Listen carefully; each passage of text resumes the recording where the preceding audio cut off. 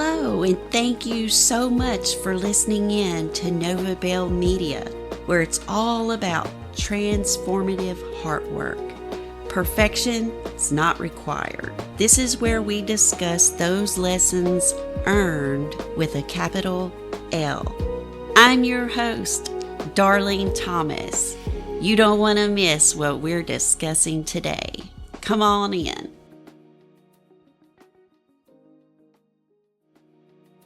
Can I tell you a secret most people miss? It's not flashy, it's not instant, but it holds a kind of power that judges, rewards, and exposes motives without ever raising its voice. Ready, set, release. See, there are written laws, biblical laws, and unseen universal laws. Plato once said, "Those who seek power do not deserve it." But the full truth is this: those who crave power rarely handle it well, and those entrusted with true power usually never chased it, because the highest power is often exercised through restraint, not reaction. There's an ancient story in Genesis, one that starts like a romance until it turns into revelation. A man falls in love. He works. He waits. He labors 7 years for the woman he desires. 7 years.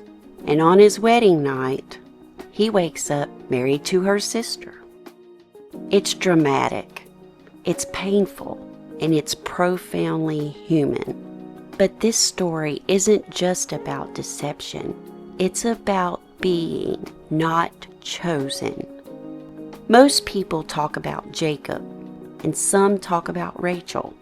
But today, we're talking about Leah. The woman who wasn't preferred, the woman who wasn't first, the woman who had every reason to fight for validation, and instead she released. And what was born from that release changed history. Years passed, years of trying to be seen, trying to be chosen, trying to earn affection. And then Leah had another son. This time she didn't say, "Maybe now he'll love me." She didn't say, "Maybe now I'll be enough." She said, "This time I will praise the Lord." She stopped striving. She stopped chasing validation. And she released. And from that release came Judah. From Judah came a lineage, and from that lineage came our Messiah.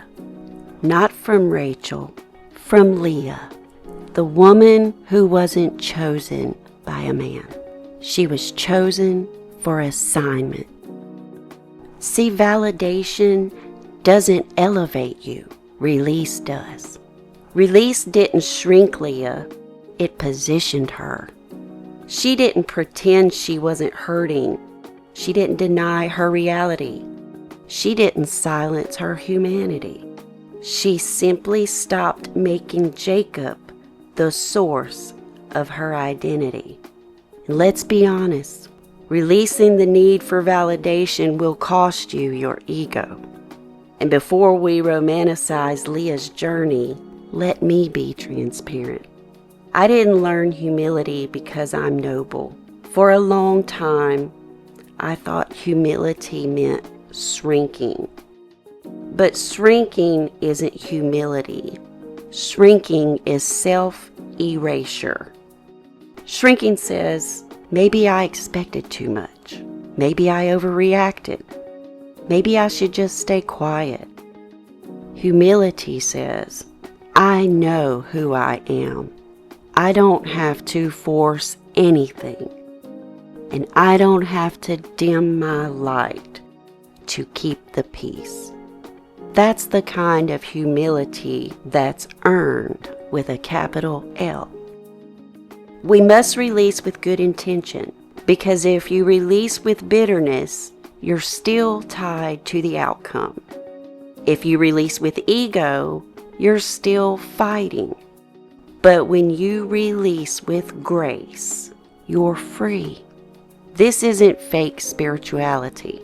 It isn't suppressed resentment. This is internal surrender. And the outcome is peace, protection, and unexpected elevation. Release is not weakness. Release is trusting. You don't have to correct every injustice. You don't have to demand validation. You don't have to prove your worth. And you don't have to retaliate to feel powerful. Because unseen laws operate whether you interfere or not. Now let's talk about the ego. The ego isn't always loud. Sometimes ego looks like, I just need clarity. I just need closure. Or I just need to say my piece. But underneath that can be, I need to restore my position. Ego isn't just arrogance. Ego is the part of us trying to secure identity through control.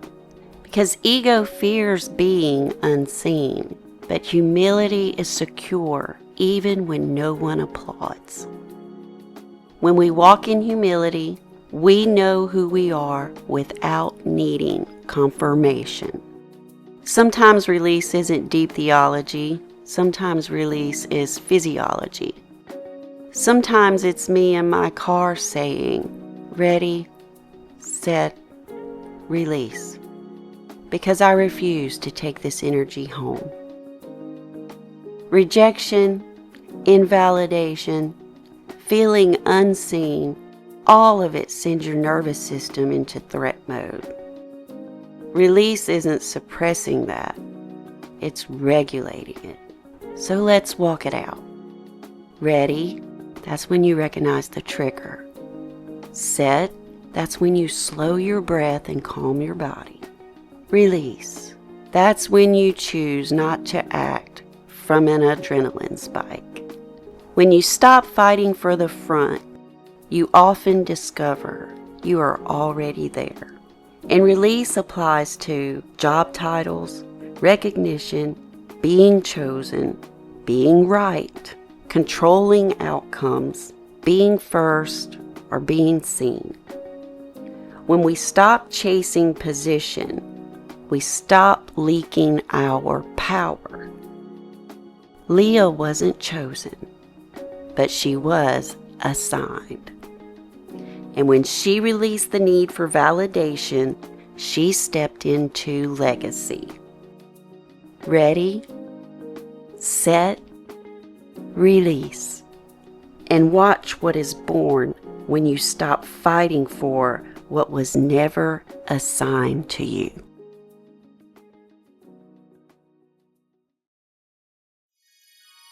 Thank you for listening today. Feel free to like, share, and subscribe for more life lessons earned with a capital L.